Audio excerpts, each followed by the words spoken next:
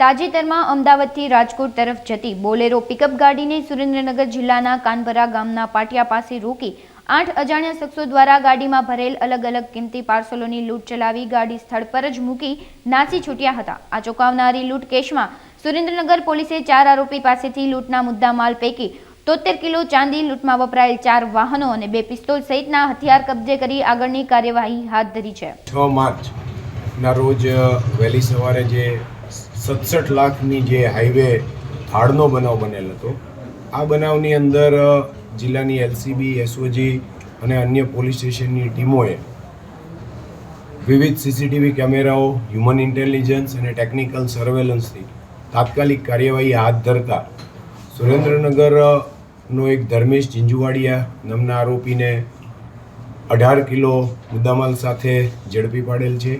એની પૂછપરછના આધારે અને અન્ય તપાસની વિગતો મળતા અન્ય 3 આરોપીની પણ અમે ધરપકડ કરેલ છે।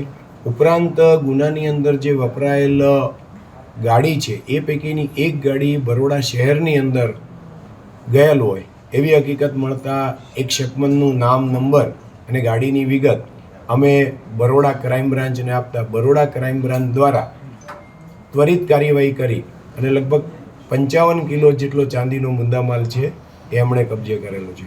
આ ગુનાની અંદર 107 કિલો મુદ્દામાલ જે ચાંદીનો ચોરાયેલ હતો તે પૈકી 73 કિલો જેટલો ચાંદીનો મુદ્દામાલ છે એ કબજે કરવામાં આવેલા છે।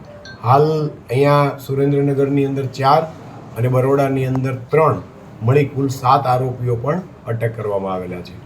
આ ઉપરાંત આરોપીઓ પાસેથી ગુનામાં વપરાયેલ 2 કટ્ટા જેવા હથિયાર અને 5 લાઈવ કારતૂસ પણ કબજે કરવામાં આવેલા છે। આ ઉપરાંત ગુનાની અંદર વપરાયેલ 3 ગાડીઓ અને 1 મોટરસાઇકલ છે એ પણ કબજે કરવામાં આવેલા છે।